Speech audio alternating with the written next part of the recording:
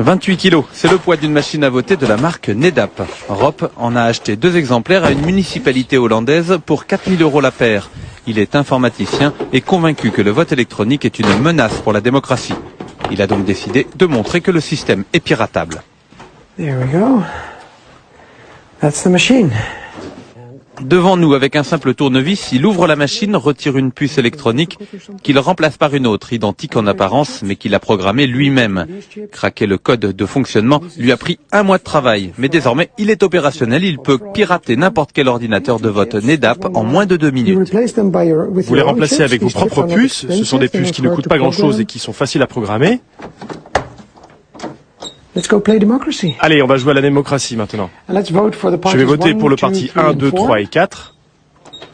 Rob accomplit maintenant son devoir de citoyen. Pour les besoins de la démonstration, il vote plusieurs fois pour différents candidats, sans donner une seule voix au 5e qu'il a intitulé « Le Parti de la fraude ». Là, je clôture l'élection en appuyant sur ce bouton et en tournant cette clé. De l'autre côté de la machine, il y a une imprimante. Elle permet de sortir les résultats officiels. Normalement, c'est beaucoup plus long car il y a beaucoup plus de votants. Et voilà le document officiel. À partir de ce document officiel, il procède rapidement au dépouillement du scrutin. Le parti du PVDA a 3 voix, nous lui en avions pourtant donné 4. Et le grand gagnant de cette élection est le parti de la fraude avec 5 voix. Alors que Rob n'a jamais appuyé sur le bouton correspondant à ce parti. Le bureau de vote va penser que tout est régulier, normal, que tout a fonctionné, il n'y a rien de louche. C'est une élection complètement légale et légitime, en dehors du fait que tout est faux. Depuis que cette démonstration a été médiatisée en Hollande, la société Nedap a fait installer des scellés sur ses machines pour empêcher l'accès aux circuits électroniques à des personnes non autorisées. Mais pour cet informaticien militant, ça ne change rien au fond de l'affaire. Cette fraude indétectable peut venir de l'intérieur. Les gens de Nedap ou les importateurs en France, par exemple, ils ont accès à ces machines en permanence. Ils changent régulièrement les puces pour actualiser les logiciels nouvelles versions. Aux Pays-Bas, suite aux exploits de Rob Gongrisp, une commission nationale a été mise en place. Lui est convaincu que son pays va abandonner le vote exclusivement électronique. L'Irlande, devenue suspicieuse, a remisé au placard les 7500 machines qu'elle avait commandées à Nedap en 2004. En France, le nombre d'électeurs appelés à voter sur des ordinateurs augmente à chaque élection. Le 22 avril prochain, vous serez 1 million à faire confiance à une machine électronique. Eh ben.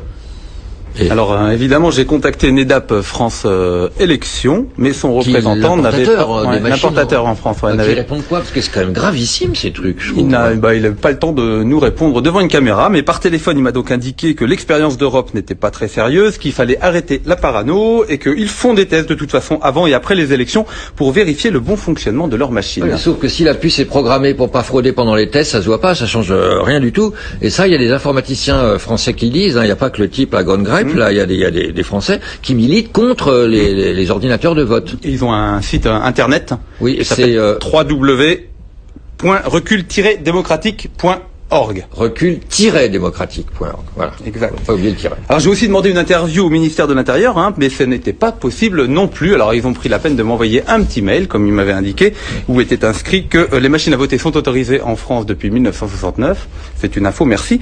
Et qu'il n'y avait jamais eu de contentieux en France et que des contrôles rigoureux sont effectués par un organisme indépendant. Tout le monde est rassuré donc.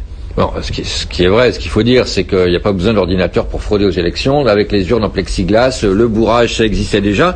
Mais au moins, avec les urnes, les bouts de papier, tout le monde au moins comprend la procédure de comptage.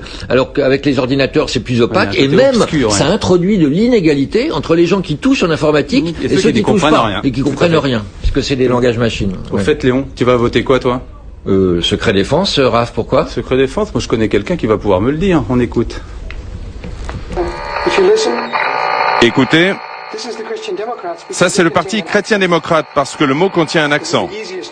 C'est le moyen le plus facile. Ça, ce sont les autres partis, ils ne contiennent pas d'accent. C'est vraiment facile. Ces variations que vous entendez, elles contiennent toutes les infos que vous tapez sur le tableau. Avec cette machine, vous pouvez recevoir le signal à distance. Avec une antenne suffisamment grande, on peut capter le signal à partir de la rue.